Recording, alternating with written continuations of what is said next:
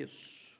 Bom, o texto que eu quero usar com vocês é 1 Samuel capítulo 7, verso de número 12. Pois ele diz assim: tomou Samuel uma pedra e a pôs entre Mispa e Sem. E lhe chamou Ebenezer e disse: até aqui nos ajudou o Senhor. Você pode repetir isso? Até aqui nos ajudou o Senhor. Feche os seus olhos. Senhor nosso Deus e Pai, em nome de Jesus, eis aqui a Tua palavra. Continua falando conosco e usa-me como um canal de bênção nessa hora. Em nome de Jesus. Amém. Glória a Deus. Amém? Bom, eu preciso só fazer uma reflexão com vocês. Eu tenho 15 minutos aqui, mas eles são suficientes.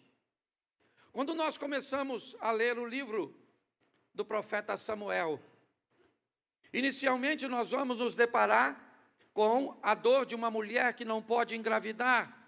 Seu nome é Ana. E depois de muitas lutas, de muitas dificuldades, Ana consegue ser mãe e engravida de Samuel.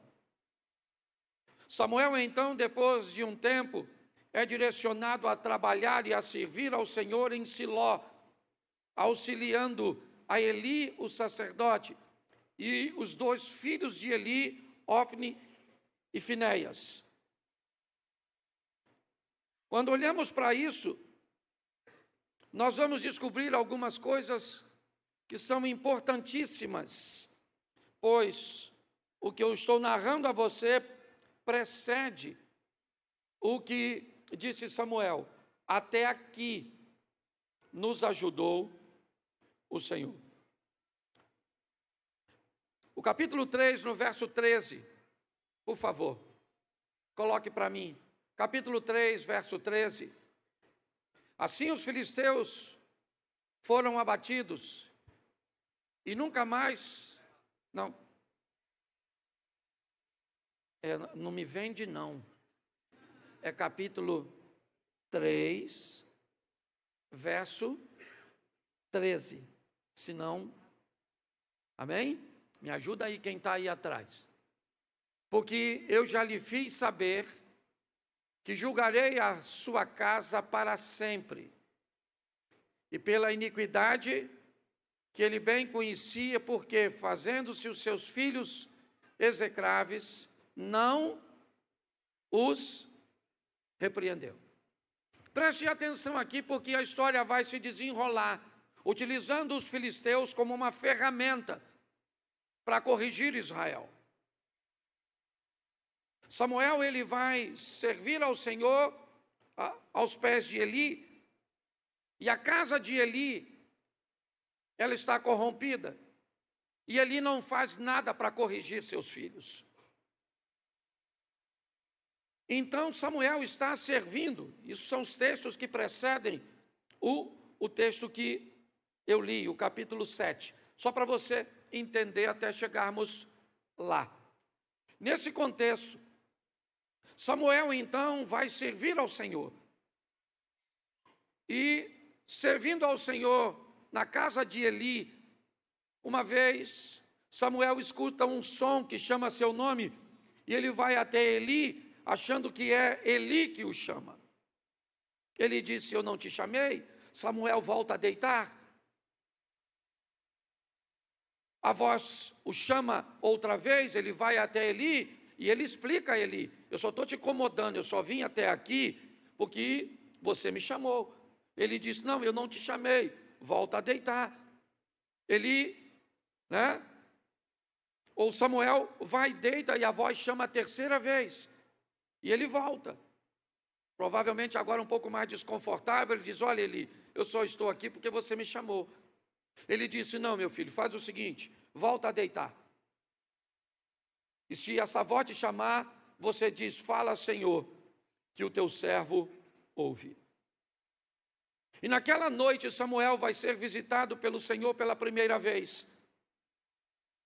E o que Deus vai dizer a Samuel é muito duro, porque o que Deus diz a Samuel é esse texto.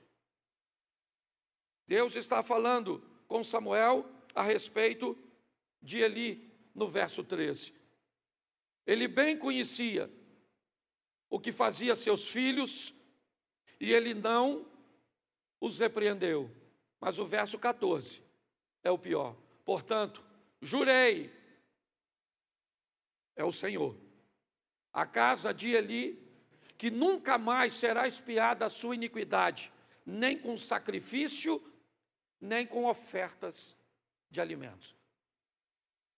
Deus vai dizer a Samuel: avisa a Eli que eu não há perdão para o que ele fez.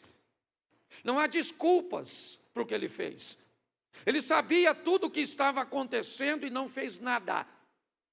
Ele tinha noção, ele tinha ciência de tudo o que estava acontecendo, sabia que estava errado e permitia. Samuel fica então temeroso em dizer isso a Eli, mas ele diz, e Eli tem um coração tão duro que diz que o Senhor faça como quiser, já que essa é a sentença. Poderia fazer como Davi fez e buscar, mas não buscou. Mas está certo. Samuel está crescendo ali e as coisas começam a ficar ruins, a ponto de uma guerra entre os filisteus e o povo de Deus. Os filhos de Eli acabam morrendo. A arca da aliança é levada pelos filisteus. E quando a notícia chega para Eli, ele morre. Ele cai para trás e quebra o pescoço. E os filisteus levam a arca da aliança para eles, colocam no templo do seu Deus, e eles enfrentam problemas. Primeiro, porque a estátua do Deus dele caiu e quebrou diante da arca da aliança. E agora eles estão com problemas maiores. Uma infestação de ratos tomou conta de seu arraial. Aliás, não de apenas um arraial, mas dos 5 príncipes que administram as terras dos filisteus. Certo? Gade, Asquelon, certo? Todas aquelas, Gaza, Asdod, todas aquelas terras. E agora, se não bastasse isso, eles estão sendo atacados por uma crise de hemorroida. O troço ficou difícil. Nesse ambiente, preste atenção, Israel está vivendo um momento de muita dificuldade. A arca foi embora, o povo havia sido vencido, e nós vamos aprender algumas coisas aqui nesse texto que são muito importantes para nós. Primeiro, que quando a Bíblia nos diz até aqui nos ajudou o Senhor, me parece que ela quer nos dizer que a vida é feita de fases, de ciclos, de períodos onde portas se fecham e portas se abrem. Nós poderíamos usar essa frase para dizer: até aqui nos ajudou o Senhor. Mas e daqui para diante? Será que Ele vai continuar nos ajudando? Ou será que essa frase poderia dizer: até aqui, diante desta situação, onde ninguém receberia ajuda, Deus nos ajudou. Alguns dias são agradáveis, outros nem tanto. A pergunta é dizer: Deus estará sempre conosco, de forma ativa ou passiva? Que Ele vai estar conosco todos os dias, isso nós já sabemos. A que posição Ele estará é que talvez nós precisamos estabelecer. Ele vai estar conosco para nos defender, para agir, para nos proteger, para enviar seus anjos, ou simplesmente para observar o resultado de tudo aquilo que escolhemos e fizemos. as coisas não vão ficar fáceis para Israel. Por quê? Porque Deus está pedindo uma mudança de postura para eles. O texto em que lemos, volta para o 7:12, por favor. Está aí, ó. Então tomou Samuel uma pedra, pôs em Mispá e Sem, e chamou-lhe Ebenezer e disse: até aqui nos ajudou o... Mas olha o verso 13. Assim os filisteus foram abatidos, e nunca mais vieram aos termos de Israel, porquanto foi a mão do Senhor contra os filisteus todos os dias de Samuel. Todos os dias de Samuel. Samuel foi aquele que disse: até aqui nos ajudou o Senhor. Eu não sei se ele está falando até aqui enquanto eu estiver vivo. Enquanto a postura daqueles que servem a Deus, ou aqueles que escolherem se posicionar de forma correta, receberão de Deus a proteção. Mas nós lemos que os filisteus foram vencidos todos os dias de Samuel. Mas o que aconteceu depois? Capítulo 25, verso 1.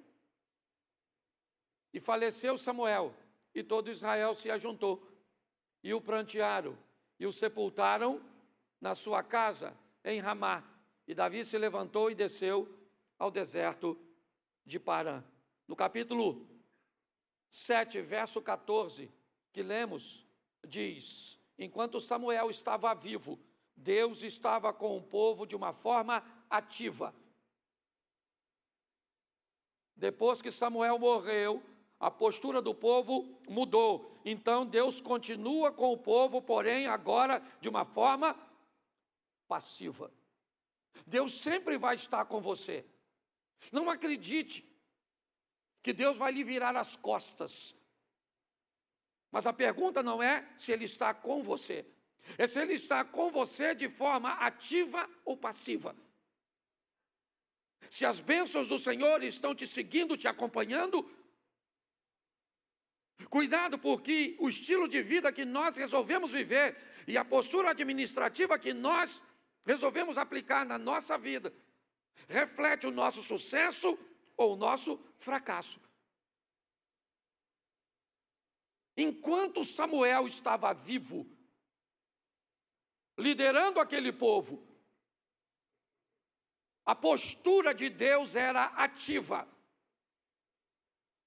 Samuel era alguém que confrontava o povo, que falava para o povo a respeito de seus pecados, da postura incorreta, de negócios ilícitos, de posicionamentos inadequados. Então Israel está seguro. Por quê? Porque tem um bom exército? Não. Israel está seguro porque Deus está ativo, defendendo e o protegendo, acampando seus anjos ao redor. Mas no capítulo 25, Samuel morre. E no capítulo 31, verso 1, os filisteus, pois, pelejaram contra Israel. E os homens de Israel fugiram de diante dos filisteus e caíram mortos na montanha de Gilboa. Esse é o texto que narra a morte de Saul. Samuel é alguém que teve autoridade para dizer: até aqui, onde eu estou presente, o que eu estiver fazendo, onde eu colocar a minha mão, eu posso lhe dar a garantia que Deus vai estar à frente, porque eu sei que tipo de relacionamento eu tenho com Deus.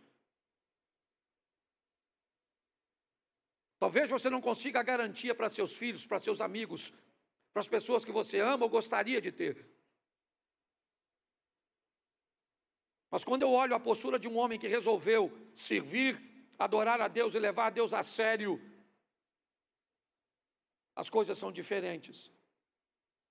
Nesse texto, e aqui eu tenho que ser rápido, nós vamos aprender 6 lições, do capítulo 3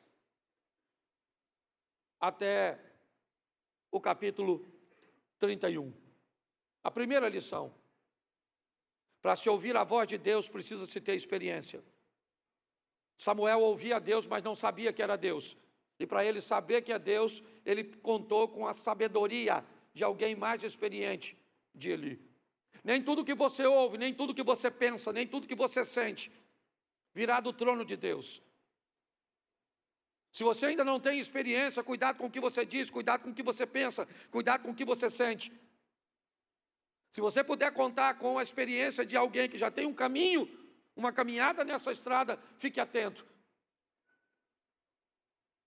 Segunda lição: a conivência pode ser considerada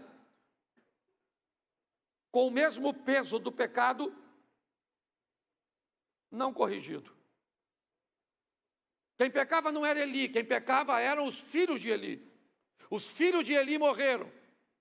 E Eli também morreu, porque se tornou conivente com algo que estava acontecendo, certo?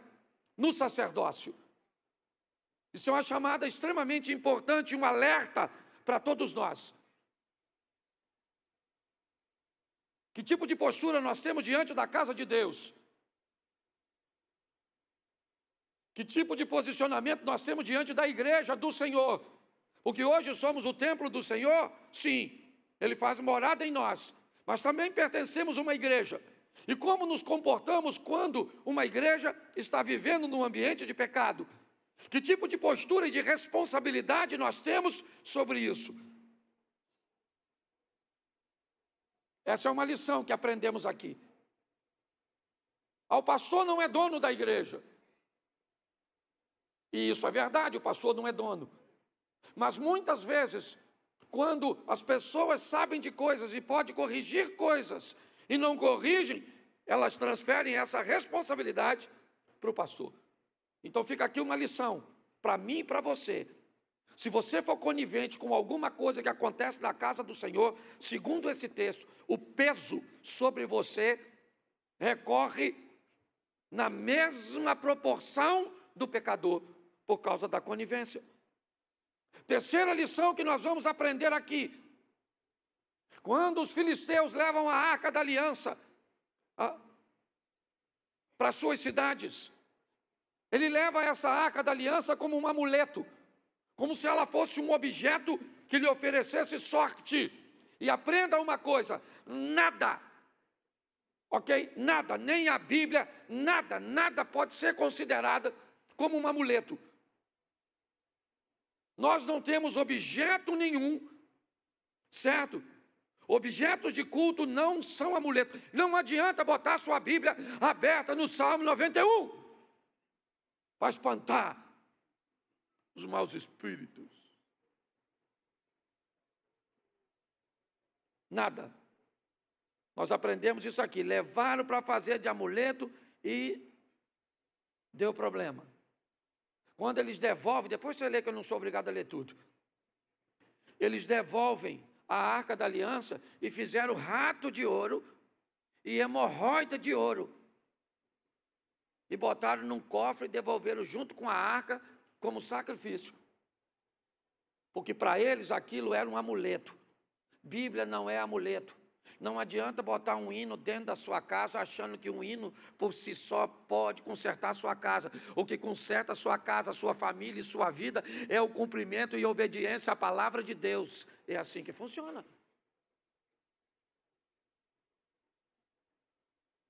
Quarta lição: cada fase da vida traz seus desafios. A arma que você luta hoje não necessariamente será para combater o inimigo de amanhã. Israel viveu inúmeras fases e teve que aprender a usar, certo? E a se beneficiar de pessoas diferentes em cada fase da vida. 5. Você quer conviver com um Deus que vê ou com um Deus que age? Talvez essa seja uma boa pergunta. Deus está vendo o que você está sofrendo? Deus está vendo o que você está passando?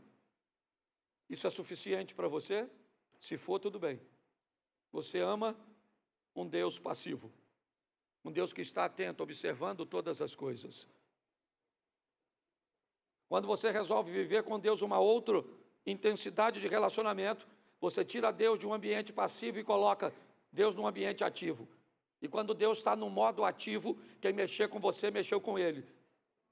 Se levantar a mão contra você, levanta contra Ele, Ele envia seu exército, Ele manda seus anjos a pelejar por você. Deus vê a sua doença, sim ou não? Mas Deus pode te curar, que Deus você quer. Deus sabe o que você está passando no seu casamento? Sabe. Mas Deus pode mudar seu casamento hoje, aqui. Pode mudar a sua história. Nós precisamos entender que tipo de Deus queremos trazer para a nossa vida. Ele é o mesmo. Porém, somos nós que decidimos que vamos viver um Deus operante. E por último, foi algo que quando li esse texto, eu falei, Senhor, eu gostaria de viver isso. Nos dias do Cláudio, enquanto o Cláudio estiver vivo, que a minha casa esteja prosperando, que a minha igreja esteja prosperando, que o ambiente que eu estiver esteja vencendo, que as pessoas por onde eu passar estejam sendo transformadas. Eu não posso garantir isso para todos, mas eu aprendi com Samuel que enquanto ele estava vivo, Deus estava à frente, lhe dando vitória e agindo. E ele foi um cara que pôde dizer, até aqui nos ajudou o Senhor. Eu acho tão legal a humildade desse cara, porque presta atenção, até aqui nos ajudou. Ele fala no plural, sim ou não? Mas quando o texto diz que enquanto viveu Samuel, o texto não está no plural, o texto está no singular. Então, por causa de um que resolveu viver com Deus, o povo foi beneficiado. Será que tem gente que pode sair daqui hoje como Samuel e dizer, até aqui, meu irmão, nos ajudou o Senhor. A minha casa, a minha empresa, o meu bairro, a minha cidade, os meus negócios, a minha igreja será abençoada. Por quê? Porque eu resolvi viver com Deus em modo ativo. Um Deus agindo, movendo e fazendo o sobrenatural. Então, 11 anos fazemos hoje. E não pensa que foi fácil. Aliás, não é fácil, mas é prazeroso. Olhar e ver as pessoas que mudam de vida, as pessoas que carregam a esperança, certo? Tem muitos problemas? Tem muitos problemas. Mas para a gente que viaja muito, eu falo, Eliezer, Abner também, a igreja não tem noção do que a gente vê aí na estrada. Pensa numa igreja gostosa, abençoada. O projeto Recomeçar. Então eu sou grato. Tem gente boa? Tem gente ruim? Tem. Tem gente que já está há muito tempo aqui, não melhorou nada. Aliás, tem umas pessoas que estão aqui e piorou. Mas tem muita gente que melhorou. E podemos dizer, até aqui, porque amanhã, dia 2 de junho, nós fazemos 11 anos. Estamos virando adolescente. Certo? E graças a Deus por isso. Então, aprenda as lições, certo? Entenda. E eu quero que você leve desse texto duas coisas. A primeira, o Deus ativo, o Deus passivo. Que modo Deus está agindo na sua vida? Vendo tudo e não fazendo nada, vendo tudo e agindo a seu favor. Que tipo de vida você está levando? E você poderia dizer, até aqui me ajudou o Senhor? Até este momento o que eu vejo é a mão de Deus? Porque quando eu olho para essa igreja é isso que eu vejo. Quando eu olho você, Adriana, quando eu olho vocês aqui, ó. Certo, Adriana, aqui fora, mas daqui, ó, não tem, vou botar aqui, vou usar o tempo da igreja, certo? Mas não tem 11 anos que eu conheço, não conhecia antes, não conhecia antes, não conhecia antes, não conhecia antes, não conhecia antes, aqui estudou comigo, mas não conhecia antes, não conhecia antes, não conhecia antes, fora o que eu não conheço nem agora. De tanta gente que tem. E só vem por quê? Porque Deus mandou para cá. Então, que nós, de alguma forma, possamos ser bênção para vocês. E vocês serem bênção para nós. Não queremos perfeição, queremos aperfeiçoamento.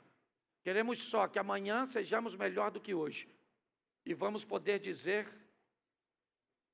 até aqui nos ajudou o Senhor.